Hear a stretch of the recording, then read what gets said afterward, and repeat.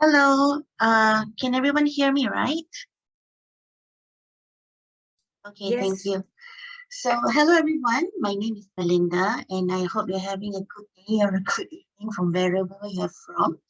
So, currently, I am working on this project. As you can see, the perspectives of event experience post-COVID, where we shall find out the insights of the stakeholders in event education. So basically, it is still a work in progress. So any feedback, thoughts, or insights to this will be very helpful. Yeah.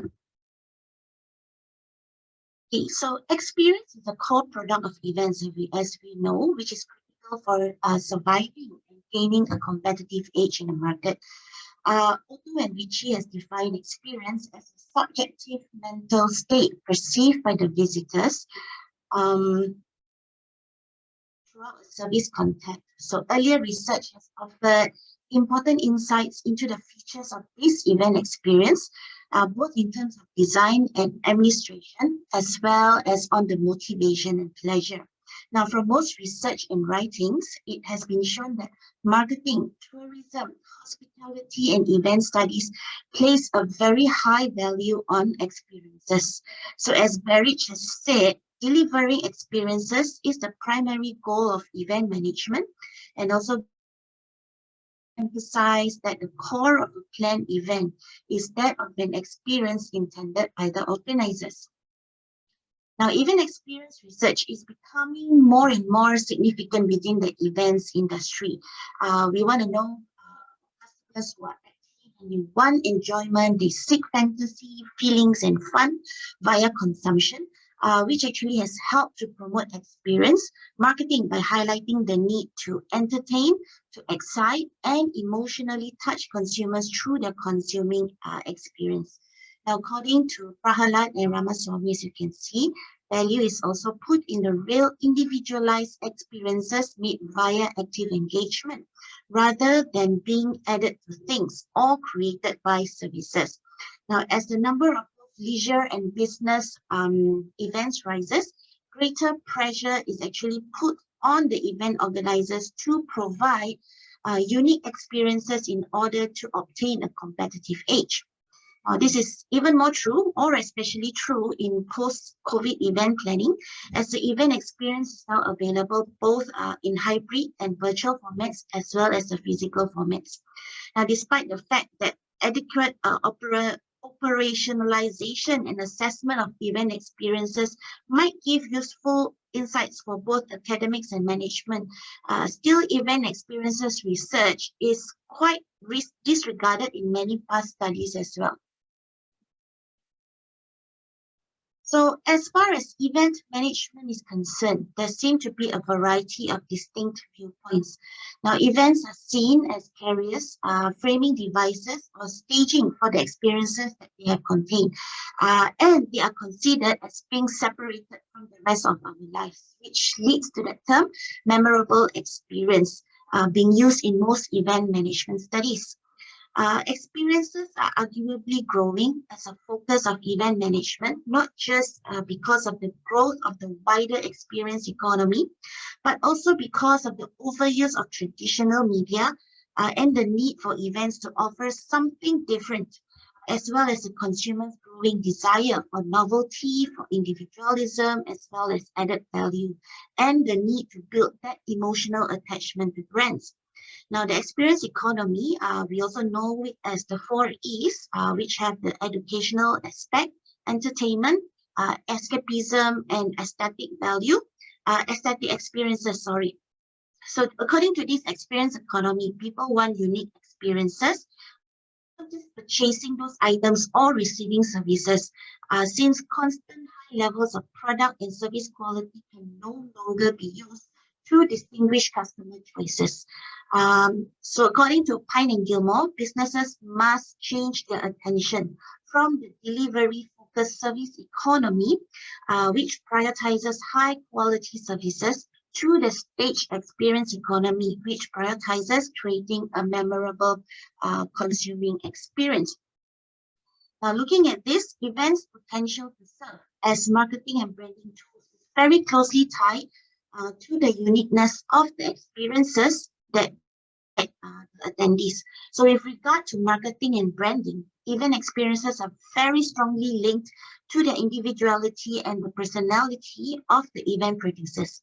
So when this happens, it tends to create a divide between the people who plan the events, or the producers, as we know, and those of the consumers. Okay, so as a result of encountering, enduring, or living through experiences that is created by the producers, the consumers will then acquire the sensorial, emotional, cognitive, behavioral, relational, and functional values as a result of encountering, enduring, or living through them as planned by the producers.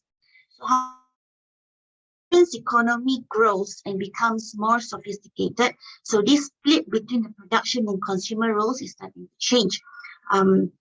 As shown in this study by Boschwick, Tijan, and Pilen, moving from simple presentation of the experience 1.0, whereby it's design experiences for consumers by the producers, to growing co-creation of experiences producers and consumers, and now more recently the growth of networks of communities linking producers and consumers around an experience.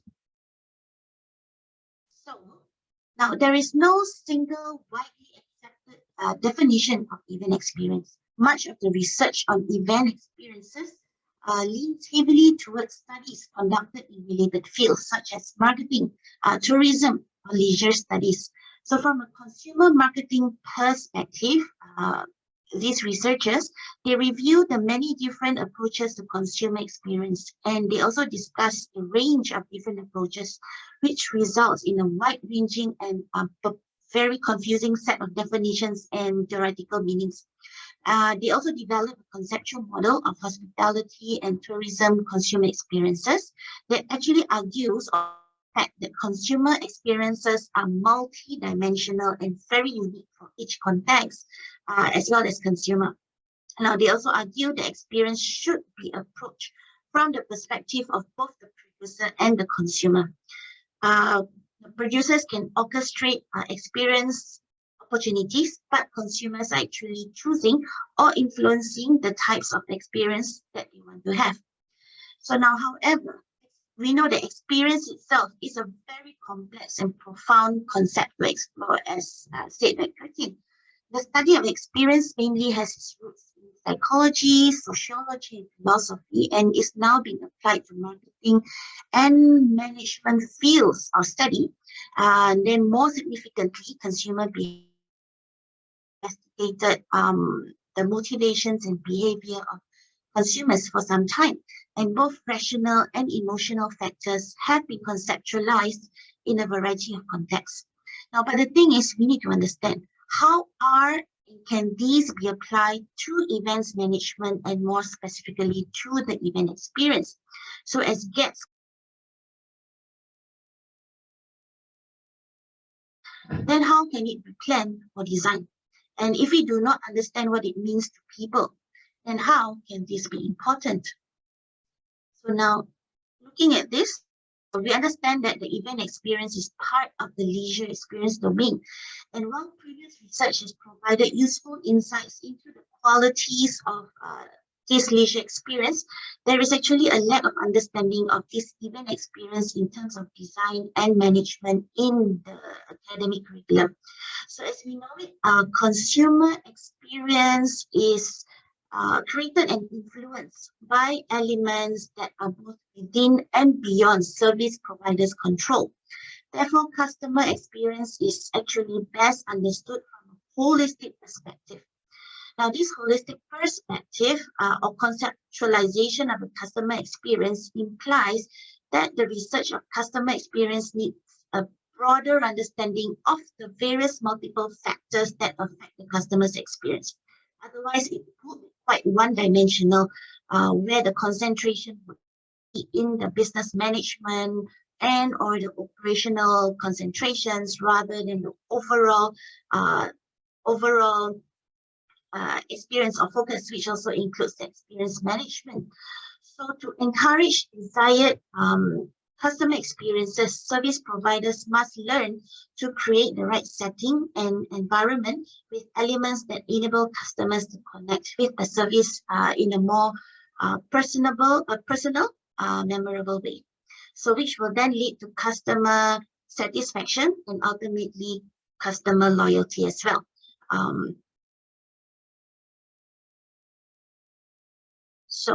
As earlier explained, so it is actually very important for the event education stakeholders to understand, conceptualize, and operationalize the event experience better, as they will be the ones to fully provide the event experience to the consumers.